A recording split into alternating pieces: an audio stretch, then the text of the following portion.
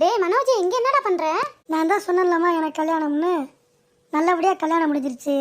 அதான் சாமி விட்டு போலான்னு கோயிலுக்கு வந்திருக்கேன். என்னடா சொல்ற? உனக்கு கல்யாணம் முடிஞ்சிருச்சா? அட இல்லைம்மா, என் ஃப்ரெண்டுக்கு தான் கல்யாணம். ஆமா ஆண்டி, எனக்கு தான் கல்யாணம். ஏ ஹஸ்பண்ட், வாடா வீட்டுக்கு போலாம்.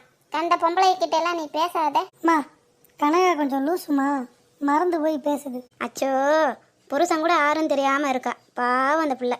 ஏப்பா ஜோசியக்காரரே, உனக்கு பெரிய மனசுப்பா. இந்த பிள்ளையை நீ கல்யாணம் பண்ணியிருக்க, நல்லபடியா வச்சு வாழ்க்கை நடத்துப்பா. போக போக தெரிஞ்சிருவா, சரியா? ஆ சரிங்க ஆண்டி. சரிம்மா, நீங்க முன்னாடி போங்க, நான் பின்னாடி வீட்டுக்கு வரேன். மாப்பிள்ள! என்னடா மனோஜ், யார் இந்த அம்மா உன்னைய மாப்பிள்ளைன்னு கூப்பிடுது? அது ஒன்றும் இல்லைம்மா, பொண்ணு மாதிரி அவங்க அம்மாவுமே கொஞ்சம் மென்டலுமா. நீங்கள் எதுவும் நினச்சிக்காதீங்க. நான் வந்து துணை மாப்பிள்ளம்மா, அதனால மாப்பிள்ளைன்னு கூப்பிட்டுருப்பாங்க. அதெல்லாம் பெருசு பண்ணாமல் நீங்கள் வீட்டுக்கு போங்கம்மா, நான் வரேன். சரிடா மனோஜ், நேர காலமா வீட்டுக்கு வந்து சேரு.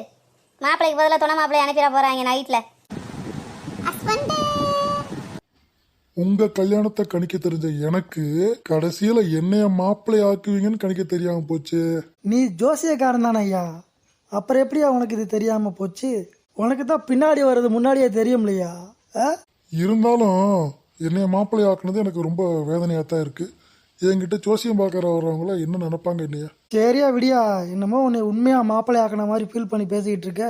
அடுத்து என்னன்னு பார்ப்போம். சரி அத்தை, நீங்கள் சொன்ன மாதிரி நான் கல்யாணம் பண்ணிட்டேன். எனக்கு 10 லட்சம் எப்போ தாரிய? நான் வீட்டுக்கு சீக்கிரம் போகணும் த, அல்லது எங்கள் அம்மா என்னை தேடுவாங்க. என்ன மாப்பிள்ள, எப்படி நீங்க இன்னைக்கே வீட்டுக்கு போக முடியும்? இன்னைக்கு நைட்டு நீங்க இங்க தான் தங்கணும். இன்னைக்கு எதுக்கு நான் தங்கணும்? யா, என்னைய விவரம் கெட்டத்தனமா பேசுற? ஒன்னுக்கு 3 பொண்ணை கல்யாணம் பண்ணிருக்க, என்ன நடிக்கிறியா நீ? இல்ல மாப்பிள்ள, இந்த விஷயத்தை பத்தி உங்ககிட்ட பேசுறதுக்கு எனக்கு சங்கடமா தான் இருக்கு. இருந்தாலும் வெக்கத்தை விட்டு கேட்குறேன் மாப்பிள்ள.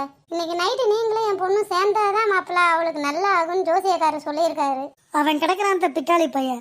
அவனுக்கு என்ன நடக்கிறதுன்னு அவனுக்கே தெரியாம இருக்கு. அவன் சொல்றத நீங்க தான் கேட்கறீங்கன்னு சொல்லி பார்த்தா என்னையும் கேட்க சொல்றீங்க. இல்ல மாப்பிள்ள, நீங்களும் என் பொண்ணும் சேர்ந்தாதான் நான் 10 லட்ச ரூபா தருவேன். இல்லைன்னா நான் தர முடியாது மாப்பிள்ள. அப்படி சொல்லுங்க மேடம். ஏய் ஜோசியம், வெளியே வருவேல, உன்னை அப்ப பாத்துக்கிறேன். அத்தை, எனக்கு பணம் தேவைப்படுது. என்னால இன்னைக்கு நைட் இருக்க முடியாது. நீங்க வேற ஒரு நாள் சொல்லுங்க, வரேன். அதுவும் பகல்ல கூப்பிடுங்க. பகல்லையா? என்ன மாப்பிள்ள விசித்திரமா பேசிட்டு இருக்கீங்க? இதெல்லாம் நைட்ல பண்ணக்கூடிய விஷயம் மாப்பிள்ள. நான் சொல்றது செஞ்சீங்கன்னா வரேன். நீங்க ஃபர்ஸ்ட் பகலா வைங்க, அப்பதான் வீட்டுல ஏதாச்சும் பொய் சொல்லிட்டு வர முடியும். மாப்பிள்ள, உங்க வீட்டு ஆளுகளை ஏமாத்துன மாதிரி என்ன ஏமாத்தணும்னு நினைக்க கூடாது.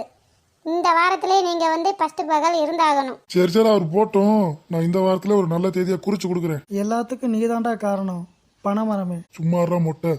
சரித்த, நான் போயிட்டு வரேன். ஹஸ்பண்ட், நீ போக கூடாது. நம்மளுக்கு தான் கல்யாணம் ஆயிடுச்சுல்ல, எங்க அம்மா உன்னை எங்கேயும் விடக்கூடாது சொல்லியிருக்காங்க. போடி போடி போக்க தவல இருக்கணக்கா. நான் போய் ஃப்ரிட்ஜ் வாங்கிட்டு வரேன். அதுக்குள்ள நம்ம 2 பேரும் உட்காந்து ஐஸ் சாப்பிடலாம். அப்படியா?